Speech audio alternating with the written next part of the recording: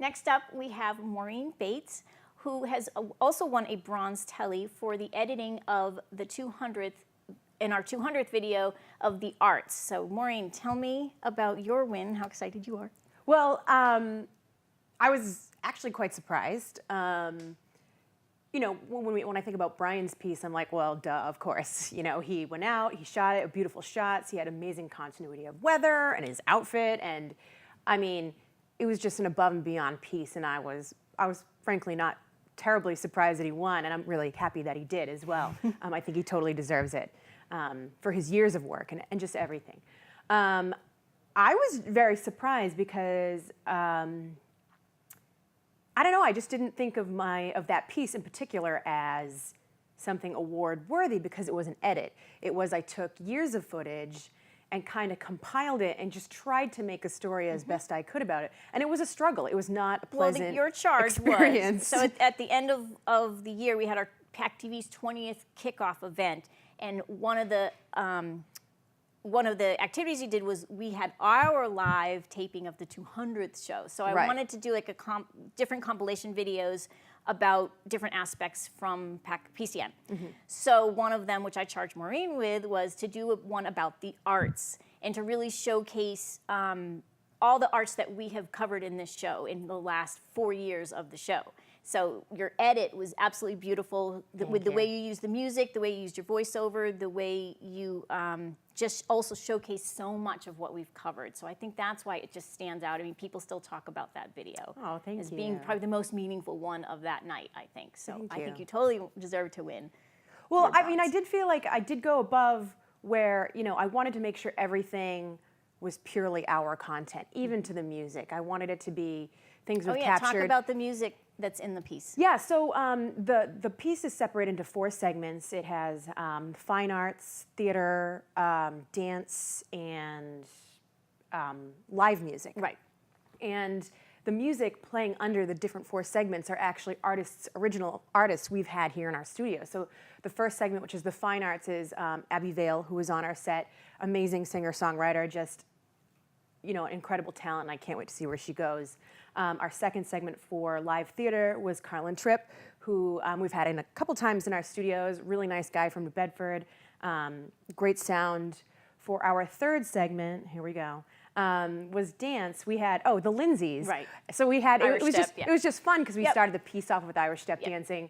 And then our final piece was actually a few artists because it was all live music. So we started off with that underscore Phil Pacino, who's a great kind of like singer, guitar player. We had some Haley Sabella, some Brian Hitchings. I really wanted to just bring home that local flavor with the music, but also how complementary it is with the art that's in our community. So, and it's all based on the South Shore. It's all everything that we've covered and done pieces on. So thank you and congratulations. Thank you so much. And please enjoy our 200th special of the arts.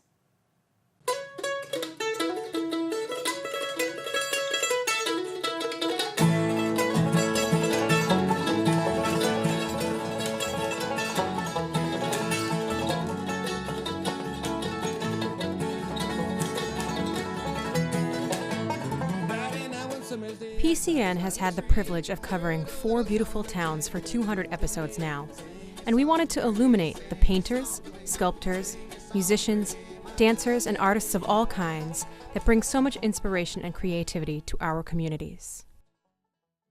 To the fine artists who fill our lives with shape and color. It's not often that a renowned artist gets to start a global tour from Plymouth, Massachusetts, but that is just the case this month when Ron Cartier-Perry's work is exhibited at Artist Exposure Gallery.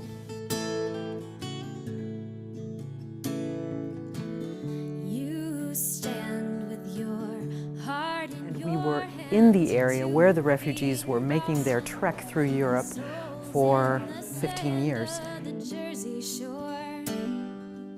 A show very often is very much a meditation that goes on for a year or 2 years on one subject. You say that it's just your way to kiss me like forever, but you're gone the next day. Stick my heart in the pocket of your. As a painter, we also get very tired. It's different types of physical, and So they asked me if I knew how to carve, and I said yes, but I didn't have no idea really. Wander in soul and in my mind. You'll never grow old and no matter. What we were working on tonight is the dances from the fourth act of The Winter's Tale. It's one of Shakespeare's late plays. It's a romance. And life wouldn't be interesting without a little drama. In the theater, of course. When I read the character, Hal, I feel like I had known someone like him. It was really fun to prepare for the role because there was a lot of physical preparation to learn to sword fight. I never thought I'd come back, and I didn't until I received an email from Bob Malone last summer telling me that he had bought the property, was renovating the theater, and would I consider coming back to direct the show of my choice as the inaugural production here. And you just start to realize who the most amazing people are in the group, and none of us will agree on anything, but in the end we end up saying, oh my God, we all picked the right person. Are you moved yet? Then may I have this dance? I actually started dancing at the age of 5 in Galway City, Ireland, where I grew up. And I danced my whole life. Ballet is something that I've done all my life. I started when I was 5 years old. My parents were very poor, and my mom always wanted to take ballet when she was a child, couldn't afford to. So when they had a baby girl, they said, oh boy, ballet classes.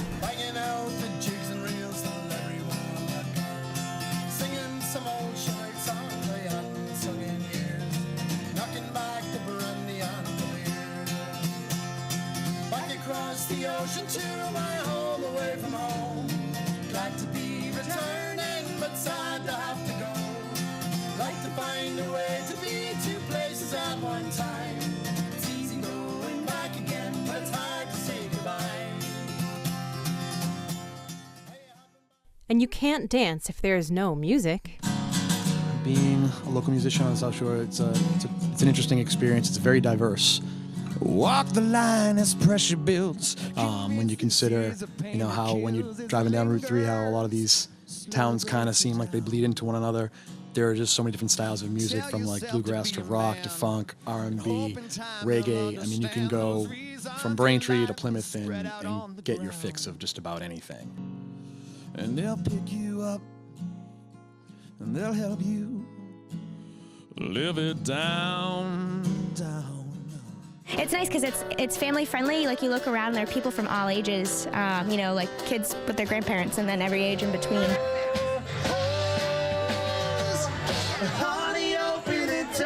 The school department was really behind the vision that I had to build a program. We started a string program. There's hardly any districts that start a string program, especially when you're in a recession. What I like best about it is it goes to prove a point. You see, I was diagnosed with a very moderate form of bipolar disorder. And it goes to show you, people can get into recovery and live a normal life.